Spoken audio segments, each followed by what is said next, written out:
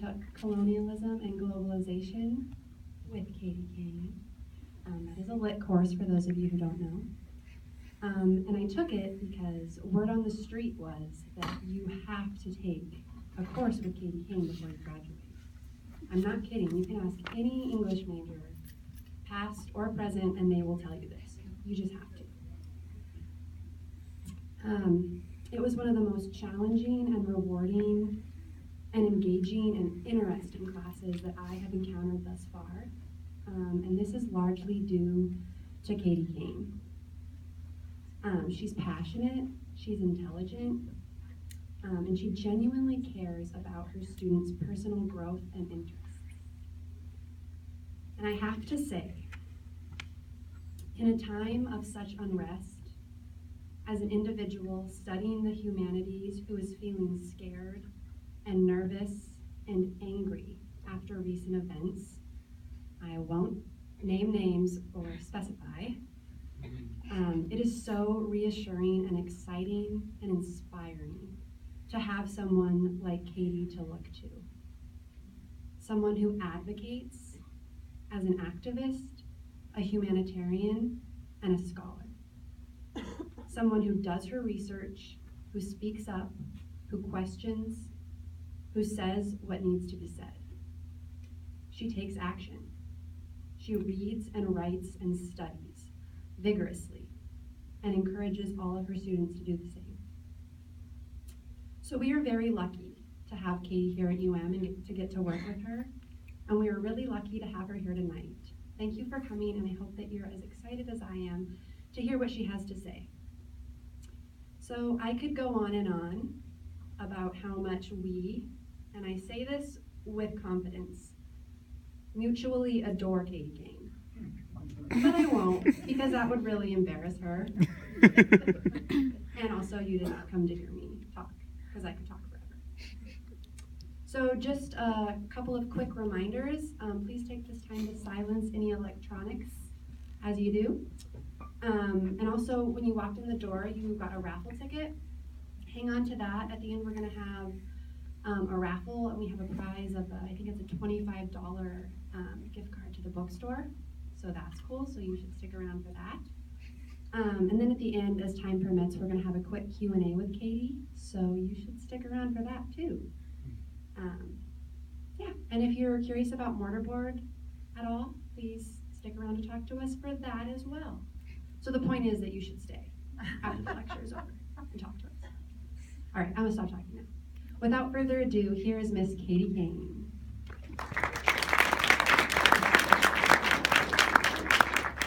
Thank you so much, Lizzie. My title, or my talk about the title, is called Reading into Darkness, What is to be Done with the Humanities at the Turning of the Age. This title has a footnote which attempts to define the humanities. The humanities are those disciplinary fields: art history, literature, film studies, modern and classical languages, cultural studies, history, music, philosophy, environmental studies, theater, and others that seek to understand how we are and how we become human in ways both felt and abstract. In lived and ethical senses, this field, the humanities, is also concerned with how we pursue the route to further humanization. We are unable, the humanities posit, to understand our world or ourselves or others without art, or perhaps more technically, without techne. As the Stanford Humanities website puts it, quote, knowledge of records of human experience give us the opportunity to feel a sense of connection to those who have come before us, as well as a sense of connection to our contemporaries. This most simple definition of the humanities is the one that I offer to you as a footnote. I want to begin by thanking the peerless and brave students of the University of Montana, whom I am lucky enough to learn from every living day of my professional life. This last lecture is as much a product of their thinking as it is a product of my own cogitations and the work of other scholars and theorists, many whom we have read and understood together, the students and I. Additionally, I want to thank a handful of campus colleagues who have formed a local learning community for me, a movable salon of sorts. And I also want to thank my colleagues nationally, many of whom have contributed work, ideas, and heart to this talk tonight. Equally, I want to thank Max Kubishak, who is, despite his deep commitment to his own work and craft, one of the great sounding boards and supports of my life. I also want to thank the Mortar Board Association for this daunting and humbling opportunity, the opportunity to present a last lecture, who am I after all. And lastly, in this great field day of acknowledgement, I want to thank Lizzie Mays, and all the other organizers of this Mortar Board event. By way of thanking them, I think it worth remarking on the nature of this National Honor Society for those in the audience who might be slightly unfamiliar with the work that Mortar Board does, recognizing college seniors for their achievements in scholarship, leadership, and service. Here's a quote from the Mortar Board online site that I think quite clearly and succinctly defines their goals. Quote, "The organization seeks to provide opportunities for continued leadership development, to promote service to colleges and universities, and encourages lifelong contributions to the global community." A very admirable organization then, quite clearly. Those words, scholarship, leadership, service, and the global community, are terms that I intend to come back to in this talk this evening. Even if I only circle them, sometimes indirectly, I will come back to them. My charge tonight from the University of Montana's Mortar Board Chapter Penetralia is in part, quote, "to provide students with advice and insight on life and matters beyond education in the classroom." The rest of you who are not students will, mutatis mutandis, be caught up in this provisioning, if indeed I can pull off such a labor of metaphysical procurement. Mortar Board has further given me this task: answer the question, what wisdom would you try to impart to the world if you knew it was your last chance to do so? I hope this evening will not be my last chance, but I will act as if it were, because after all, who knows? One caveat for those of you who know me well, and there are many of you in the audience, I'm very happy to see you. The last lecture genre emerges, it seems to me, out of a process of distillation. So much of what I speak of and about this evening may be familiar to you, may actually even be very familiar to you. Again, as those of you who know me are well aware, I tend to repeat myself. So I've broken the talk up into two sort of sections. One of them I've titled The Vestibule, the other one I've titled What is to be Done? And so before I come to the second section, I'm going to open up a little vestibule before the main space of my discussion, a little entryway. And having done so, having opened up this little entryway, let me pause here in this antechamber to do what we in the humanities love to do when we play, as opposed to what we love to do when we contend, when we do our other labors, wrestling, for example, with the angels of theory, those angels that both Walter Benjamin and Stuart Hall speak of. The work we humanists do when we research, when we pursue a line of inquiry, hunting it down. The work that we do, the 1,001 things like Shahrazad and Alf Layla wa Layla that we do, we humanists.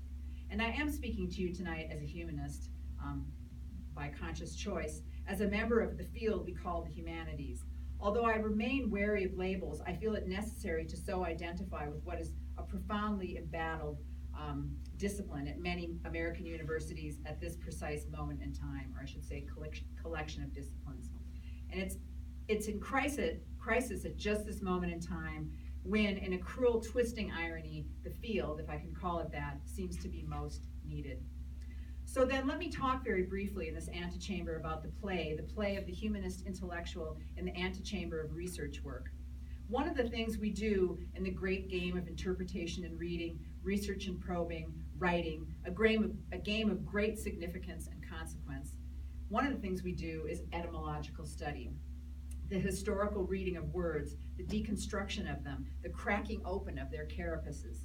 Not to find the kernel within, as Marlowe in Heart of Darkness does, to understand that rather that the meaning of an episode or of a word is not located inside like a kernel, but outside of the thing, enveloping it, bringing meaning out only as a glow brings out a haze.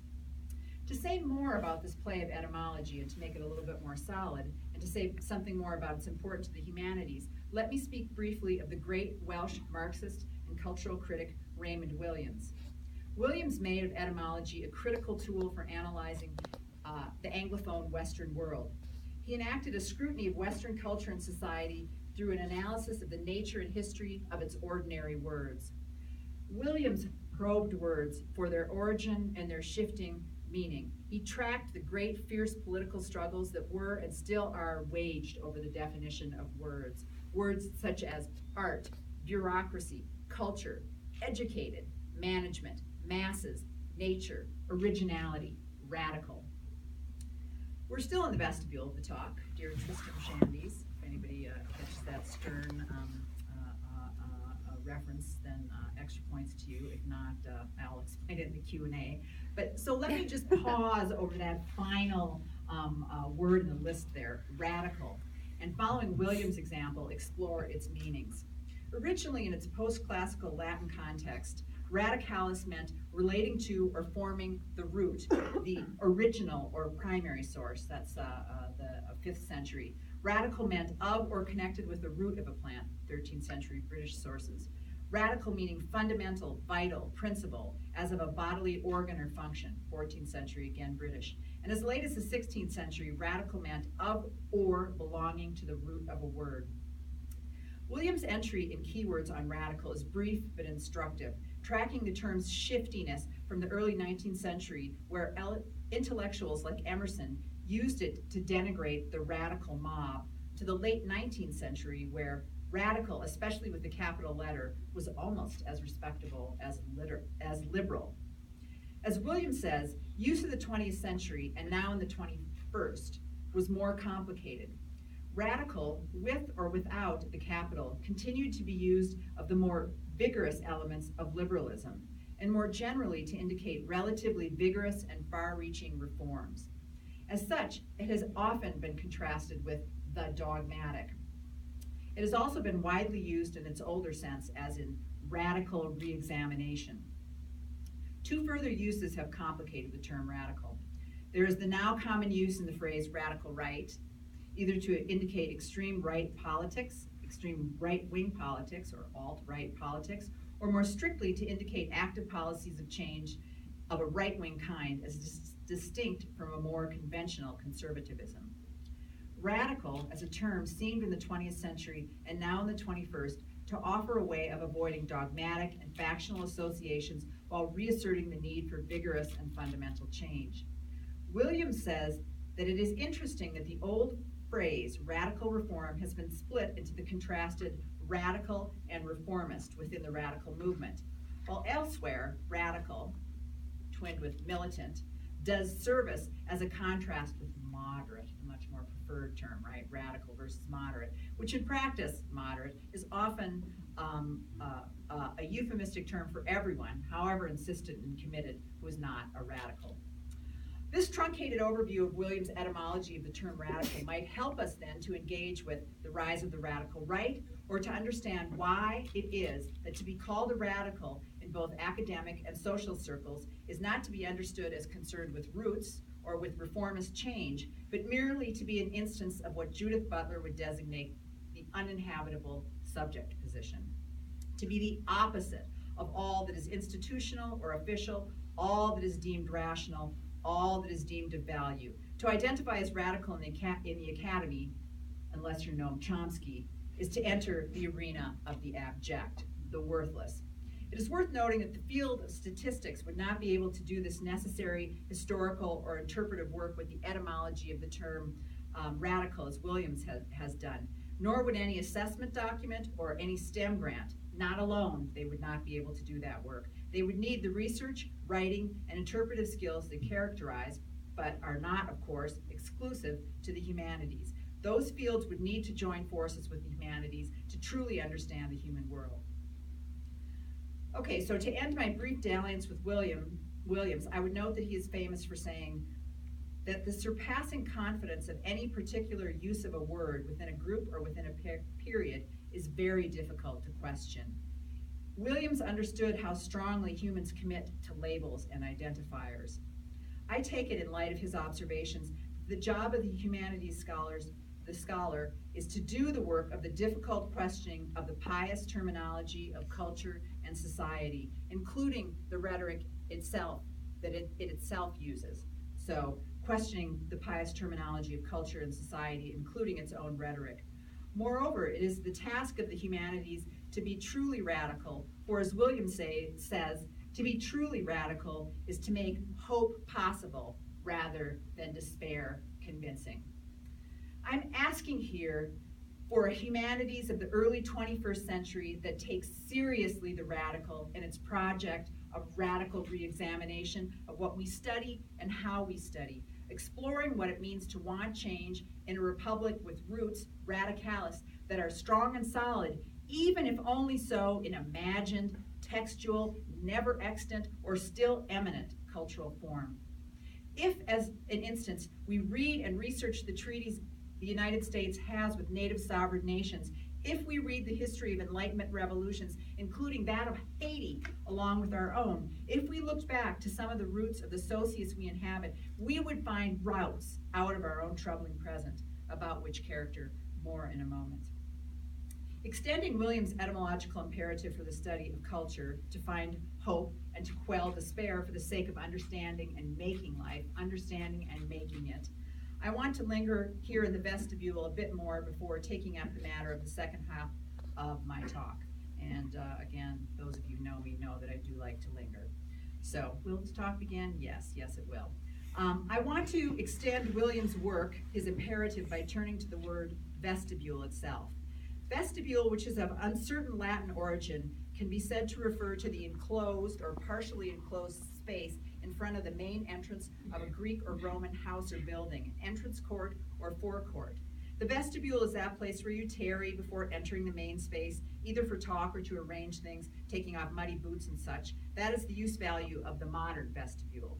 The Roman vestibule was an important space between the public and the private, and it was also that space, along with the atrium, in which the citizens of Rome, such as they were in that republic, we know that they weren't women and they weren't slaves, it is into that space that they placed the images of their ancestors who were part of the living history of their culture. Pliny the Elder, in his Naturalis Historia, discusses the tradition of placing wax, masks, and other forms of representation of the ancestral members of the family, what he calls the imagines, either in the vestibule or the atrium of the domus, the house. Cicero in De Officiis says that the sense of the past as manifest in memory of the ancestors is necessary for a community to be formed. And here's a quote from that text. The bonds of common blood hold humans fast through goodwill and action, for it means much to share in common the same family traditions, the same forms of domestic worship, and the same ancestral tombs. Now, there's a way here in which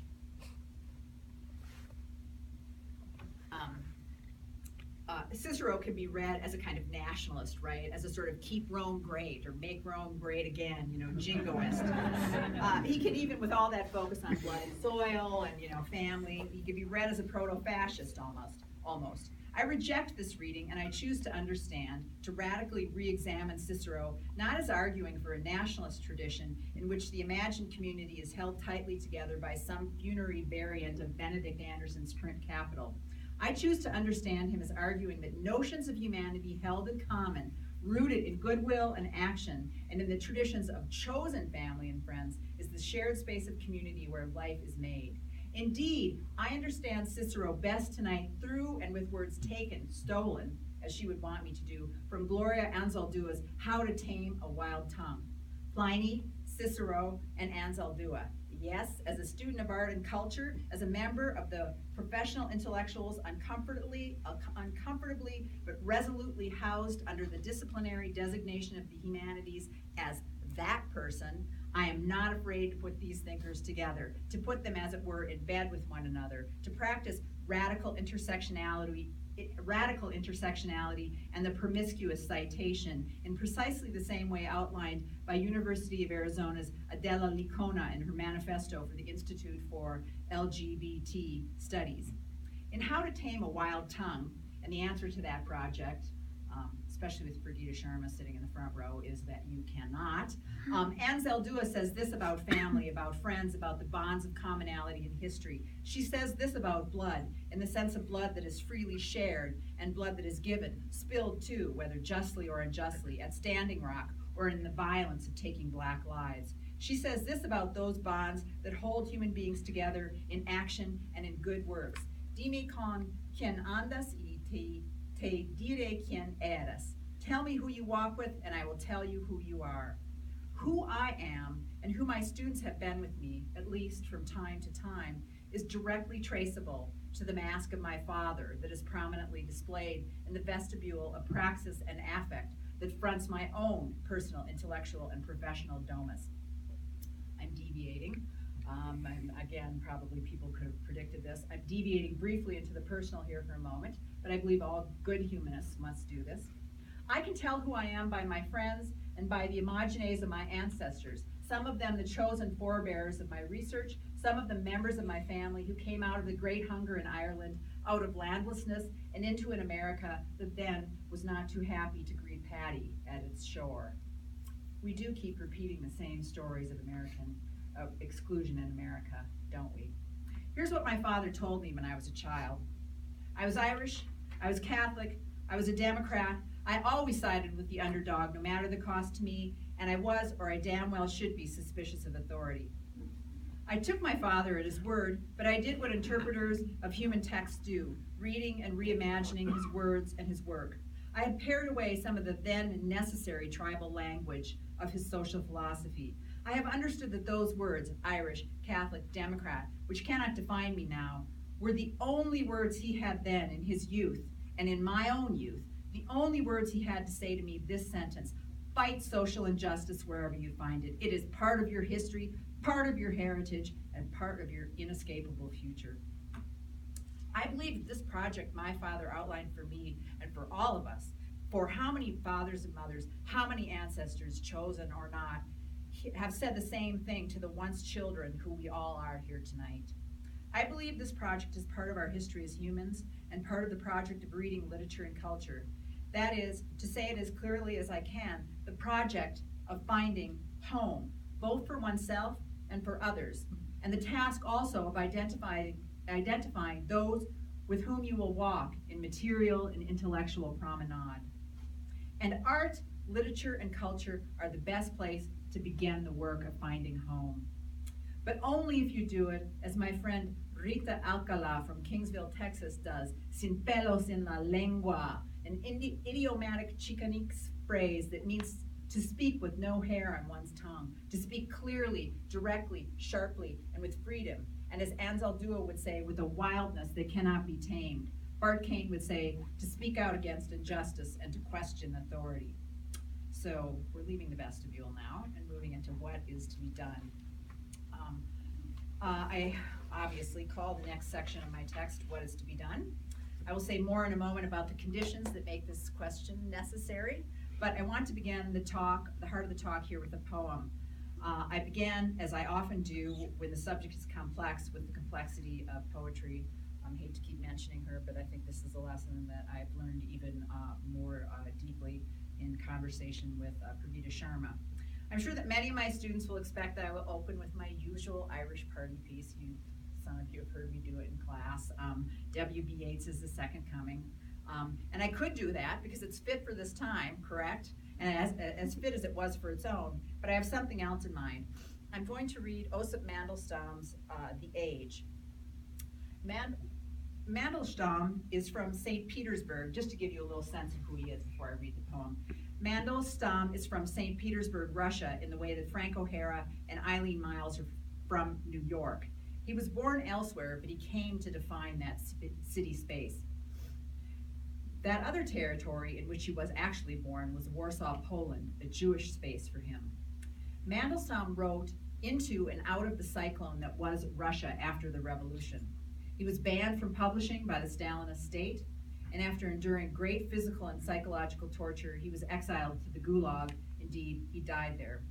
The scholar Irvin C. Brody writes in his introduction to Poems from Mandelstam this, quote, no Soviet poet of modern sensibility reflected so intensively as Mandelstam about the loss of historical and philosophical self-assurance. So nobody wrote so intensively about the loss of historical and philosophical self-assurance, and also about the emerging discrepancies between the state and state order and the isolation of individual consciousness.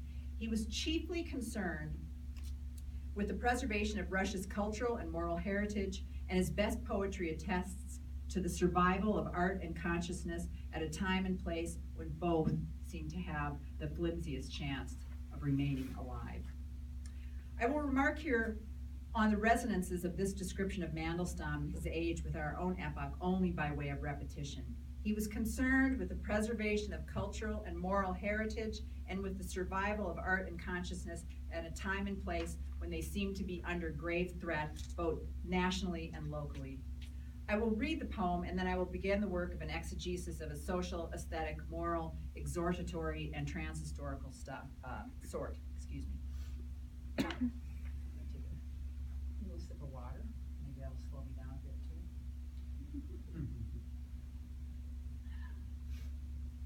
The age. My animal, my age. Who will ever be able to look into your eyes? Who will ever glue back together the vertebrae of 2 centuries with his or her blood? Blood the maker gushes from the throats of the things of earth. Already the hanger-on is trembling on the sill of days to come. Blood the maker gushes from the throats of the things of earth and flings onto a beach like a burning fish, a hot sand of sea bones. And down from the high bird net, out of the wet blocks of sky, it pours heedlessly over your death wound. Only a metal the flute has melted will link up the strings of days until a time is torn out of jail and the world starts new. The age is rocking the wave with human grief to a golden beat, and an adder is breathing in time with it in the grass. The buds will go on swelling, the rush of green will explode, but your spine has been shattered, my splendid derelict, my age. Cruel and feeble, you will look back with the smile of a half-wit, an animal that could once run, staring at his own tracks. What is to be done in the face of our own age whose spine has been shattered, an animal that could once run, now a half-wit staring back at his own tracks? And here let me be very explicit, very statistical, less opaque, less lyrical in describing our age, because sometimes the facts are enough to begin with, and reading must come later. What is to be done when nationally we have a surge in discourse and violence that is racialized, gendered, sexualized, heedless of poverty and immiseration? What do we do when, as an instance of all of this, an oil pipeline is being forced across treaty-guaranteed lands against the wishes of a sovereign Native community in North Dakota? What to do when the building of this pipeline involves the violent and systematic violation of the constitutional rights and bodies of the peaceful protectors of the water who were shot with rubber bullets and concussion grenades, incarcerated in dog kennels, numbered like the victims of the Holocaust with ink inscribed across their bodies? In short, when they are treated like enemies of the state in the same way that Mandelstam was. What is to be done when, as the New York Times editorial board puts it, quote, injustice aligns with cruelty and heavy weaponry is involved, and the results are shameful and bloody? Witness what happened on Sunday, 2 Sundays ago, in North Dakota, when law enforcement officers escalated their tactics against unarmed American Indians and allies who have waged months of protest against the Dakota Access Oil Pipeline. They drenched protesters with water cannons on a frigid night with temperature in the 20s. According to protesters and news accounts, the officers also fired rubber bullets, pepper spray, percussion grenades, and tear gas. More than 160 people were reportedly injured, with one protester's arm so badly damaged she might lose it. The figure of those injured has gone up to 300. One of my brothers, who is a surgeon, and another Bart Kane, is convinced after investigation that the young woman will lose his arm, or will lose her arm. What is to be done when hate crimes or crimes of hateful harassment are on the rise in an America in which so many are rejecting the vision of what Alexis de Tocqueville called the equality of conditions that must characterize, that must define the social state of democracy? What is to be done when ongoing conditions of vulnerability are deepened and newly distributed vulnerabilities emerge? So when ongoing conditions of vulnerability are deepened and newly distributed vulnerabilities emerge. What is to be done when the nature of the violence is so clear and so terrible, as the Southern Poverty Law Center documents in its latest November 29, 2016 report on hate speech, hate crimes, and activities of hate? And here I want to turn to the website, which I'm hoping I'll be able to do without too much of a gap. So I just want to read a little bit of this to you. No, that's not what I want. Oh wait, I'm a Mac person, so. Just a week before the November 8th election, attackers set a church in Greenville, Mississippi on fire. Much of this you know, but these are stories that bear repeating, and some of it you will not know. The SPLC is a really, really good organization that if you haven't, had a chance to make contact with the work they do or to donate, I would highly recommend, checking them out. So just a week before the November 8th election, attackers set a church in Greenville, Mississippi on fire. The historically black church was targeted in what authorities believe was an act of voter intimidation. Its walls spray painted with the phrase, "Vote Trump." This kind of attack happened in the 1950s and 60s, Greenville's mayor said, but it shouldn't happen in 2016. The incident was just a harbinger of what has become a national outbreak of hate as white supremacists celebrate Donald Trump's victory. In the 10 days following the election, there were almost 900 reports of harassment and intimidation from across the nation. Many harassers invoked Trump's name during assaults, making it clear that the outbreak of hate stemmed in large part from his electoral success. People have experienced harassment at school, work, at home, on the street, in public transportation, in their cars, in grocery stores, and other places of business, and in their houses of worship. They have most often received messages of hate and intolerance through graffiti and verbal harassment, although a small number have also reported violent physical interaction. Some incidents were directed at the Trump campaign or his supporters. And I just want to show you a couple of there's a lot on this site, but I want to show you a couple of the graphs from their data collection. Here is a summary of where the hate incidents have been taking place, and they've been reported from almost every state. I can't believe North Dakota and South Dakota are not yet on there, but I know the conditions that govern that. You see Montana there is got 5, and I myself know of one incident that was reported that involves a Native American child went missing for a week after being deeply harassed at White Sulphur Springs. So it's happening nationwide, and one of the things that's so interesting is that, and I'm going to go down to this location chart in a minute, but as the hate incident location chart reflects, this is happening in schools, K through 12 settings, and colleges. They have been the most common venues for hate incidents. And so you see here that, it looks like public spaces is the largest sector, people driving by. Max and I could tell you about Thanksgiving and some guy with a giant Confederate flag driving up and down Orange Street. But if you combine K-12 with university, that is the largest space where hate, harassment, hate crimes are taking place. And one of the things we have to ask ourselves is why? Why is it happening in this environment? What are we doing or not doing to, set this situation up where these kinds of activities can take place in our schools, places where they shouldn't be taking place at all? I want to read you a couple additional stories. A mother from Colorado offered this story about her experiences. My 12-year-old daughter is an African American. A boy approached her and said, "Now that Trump is president, I'm going to shoot you and all the blacks I can find." A woman from Louisiana submitted the following report. I was standing at a red light waiting to cross the street. A black truck with 3 white men pulled up to the red light. One of them yelled, "Fuck your black life." The other 2 began to laugh. One began to chant, "Trump, Trump, Trump," as they drove away. And then I want to just read something more about Sudanese people in Iowa City. A Sudanese American family in Iowa City, Iowa, for example, found a note attached to their door that read, "You can all go home now. We don't want niggers and terrorists here, #Trump." A lesbian couple in Austin, Texas came home to find Dyke, Trump, and a swastika spray painted onto their door. One resident in Pittsburgh, this is just so horrifying, in Pittsburgh, California, draped a banner proclaiming to his neighbors, "You can hang a nigger from a tree, equal rights he'll never see." So, what's to be done is, I think, an absolutely important question. Let me get back to this current slide. Particularly, the question of what is to be done becomes more urgent when the public sphere, did I just turn that off? No, I didn't. When the public sphere has been so attenuated, when interpretive and world-altering critique, to say nothing of civil discourse, seems almost not to be possible.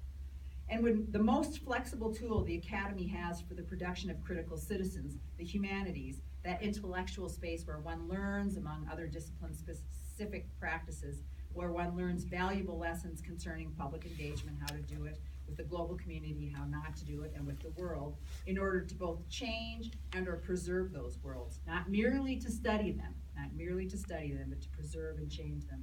As Judith Butler said in her address to McGill University in 2013, the humanities trains its thinkers about, quote, precisely the immeasurable values that critical thinking brings to the university. We cannot quantify such knowledge without losing the very value that such knowledge has for us. Learning what it means to practice citizenship and learning what it means to be without rights of citizenship, either having lost them or never having been granted them in part or in full.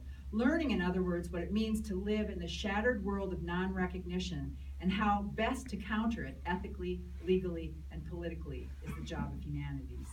As we know, an active and sensate, and I love that she uses that term sensate, democracy has these, sensory receptors and capacity to sense things, and it is living.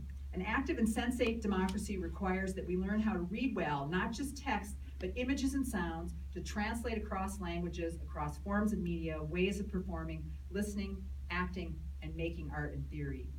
I will briefly translate her, Butler, by returning to Mandelstam and by keeping in mind my injunction early on to be radically creative. It is only the metal that a flute has melted that will link up the string of days until a time is torn out of jail and the world starts anew. The metal a flute has melted.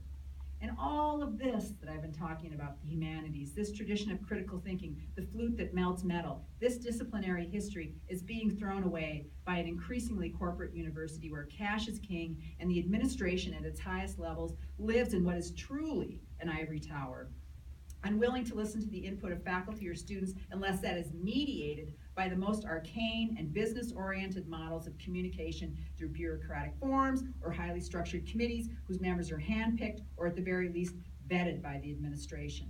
Our own president, who will not escape tonight, no tengo pelos en la lengua, was quoted as saying in a November 2015 Missoulian article entitled, "Can the University of Montana Save Liberal Hearts and Boost Enrollment?"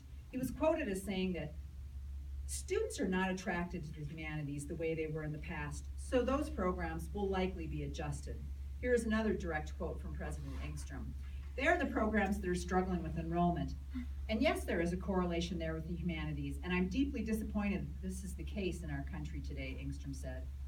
"Facts say otherwise, but I will not argue them here except to say that enrollment in business, as far as I know, is down, but there has not been, nor should there be, an adjustment to that program in the way that we are being adjusted." And as a last and counterpoint to be made in the realm of this dismal situation of the humanities at the American Academy, the Missoulian says this: "The liberal arts programs are struggling nationally, and UM officials are quick to point that out as a trend. But the article notes that other peer institutions like Oregon State University are going in the opposite direction. Quote, "One larger state university has pushed the liberal arts. The land-grant Oregon State University has traditionally had a focus on agricultural science, forestry, and engineering. We have also increasingly a strong emphasis on the arts and sciences," said Stephen Clark, Vice President of University Relations and Marketing. "In the past 12 or so years, the president has strengthened the liberal arts, and business and elected leaders tell him that it matters," Clark said. "Their message? Well, it's great for graduates to have exceptional skills in their degree area, such as engineering. In this global economy and in this world, civics, leadership, communications, and a strong knowledge of history are essential for people to be successful in the future," Clark said. I will not remark on the difference between Clark's notions of strengthening and our own local notions of adjustment. I will come back to the question of what's to be done. I want to end the talk in 4 ways by trying to answer that question.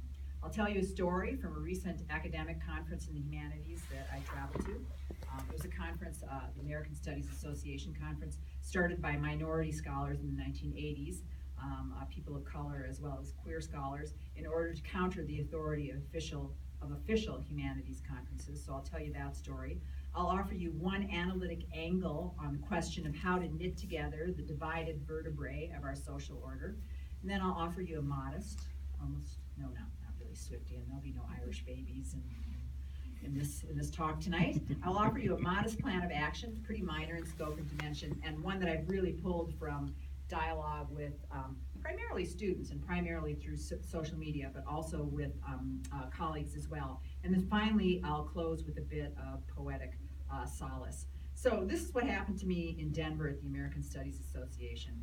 The collective narrative with regard to the election of Trump and with regard to all the stuff that we've been talking about, the rise of the boldness of the kind of hate, the discourse of hate out in the social order.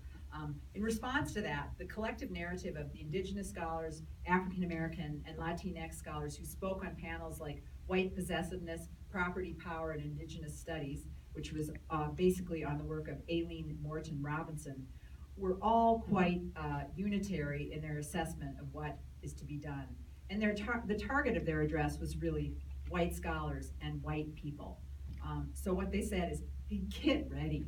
Get ready. Things have always been bad in America. Freedoms have always been wrenched away from us. Treaties have been broken, and so have bodies. So stop being surprised and recognize the structural nature of institutions and their violent biases. Get ready and bring your heart and your mind and your new ideas. This, of course, is, at least in part, the Dave Chappelle response to our recent political sea change. Why are the whites so surprised, as you recall him saying on Saturday Night Live?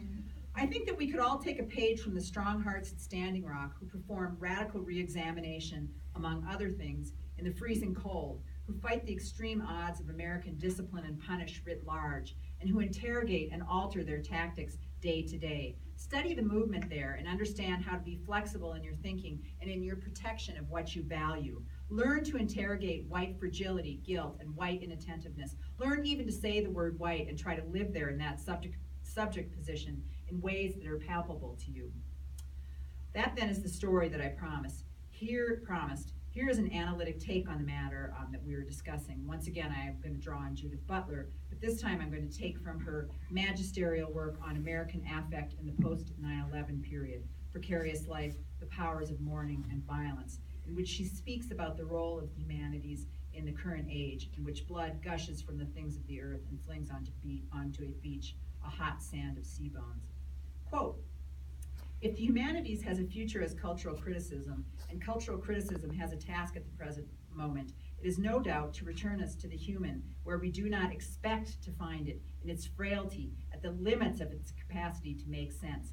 We would have to interrogate the emerging and vanishing of the human at the limits of what we can know, what we can hear, what we can see, what we can sense. And here in part she's talking about the limits of globalization, that it's very hard to see into the lives of people around the globe. So on a practical level, that's part of what she's saying. Doing so might prompt us effectively at the level of emotion to reinvigorate the intellectual projects of critique, of questioning, of coming to understand the difficulties and demands of cultural translation and dissent, and to create a sense of the public in which oppositional voices are not feared, degraded, or dismissed, but valued for the instigation to a sensate democracy they occasionally perform. So if that's my theory, if that's what I'm taking as my theory tonight, here's my praxis. Here's my practice, I should say. In the arena of tactics, figure out who you are and what's in your vestibule and who you want to walk with. Interrogate those choices, read them, reinterpret them, and then, at least in the moment, be steadfast in your wild and radical commitment to them, in honoring them, in joining hands with them, and make sacrifices to that chosen kinship. Remember, too, that America is hard and that you cannot afford to be downhearted. Look for those intellectuals who help you to create the conditions of hope. 3, be creative in your tactics. Protest works, but so too does poetry. What would it mean, for example, to have a poetic filibuster for the environment, for the humanities, for Black Lives Matter, for Standing Rock, an event that took all day and all night in which we read poetry for and to our causes? What would it mean to take, as another instance, the struggles we face off campus? When the Morton County military blocked US 1806 in North Dakota, the water protectors took their work to the streets of Bismarck, closing down a main artery of the town.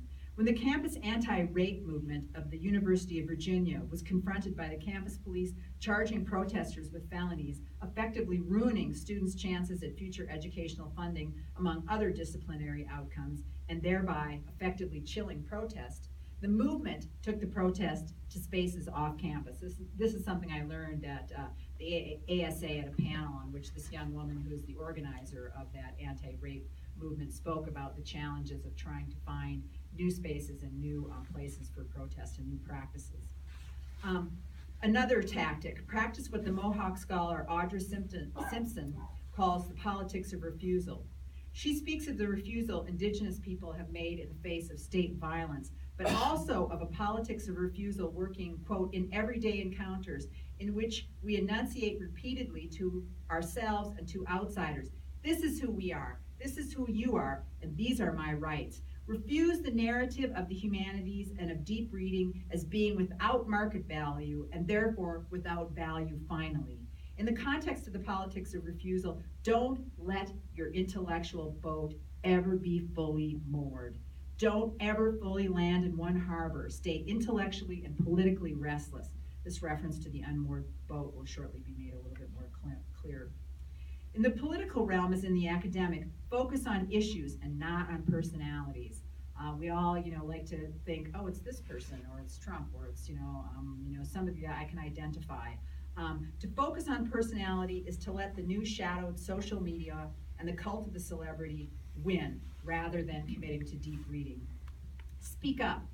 Tuesday on Facebook, Yale historian and Holocaust expert Timothy Snyder wrote, quote, Americans are no wiser than the Europeans who saw democracy yield to fascism, Nazism, or communism. Our one advantage is that we might learn from their experience. Now is a good time to do so. He says, here are 20 lessons from the 20th century adapted to the circumstances of today. I'm not going to read all 20 of them to you, so I'll just do one. One, do not obey in advance.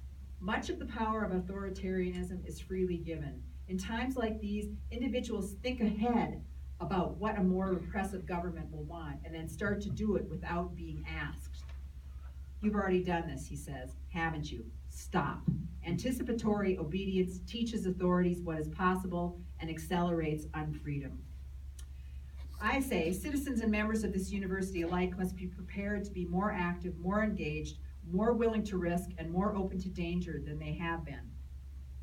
I don't know if there's anybody here in this room who can do this, but if you can donate or contribute to the humanities, do so. But make the university use the money in ways that faculty and students help to determine. And insist that those of you who know who do donate do that work similarly, even when they're donating to the football team. That is, ask them to earmark money for education, the humanities. The university does not live by football alone, although some seem to think it does. I'm putting up a slide here that has the email addresses of the Board of Regents. Write to them. Risk sending them a letter asking them to defend critical thought and citizenry and to defend the humanities. Do. Take their names down or find them online and write to them.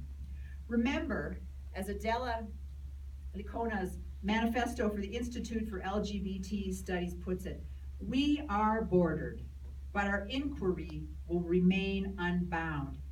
We will continue to resist the mandate for conquest, extraction, and containment. We support radical, consensual inquiry and education. Turn always to art to renew your spirit. Music, painting, dance, literature, poetry. Create art as well as consume it. It is only a metal the flute has melted that will link up the string of days until a time is torn out of jail and the world starts anew. In that spirit of creation, here is my final offering to you tonight, I hope. Put it up for you. Yes. There. So, here's my final offering to you.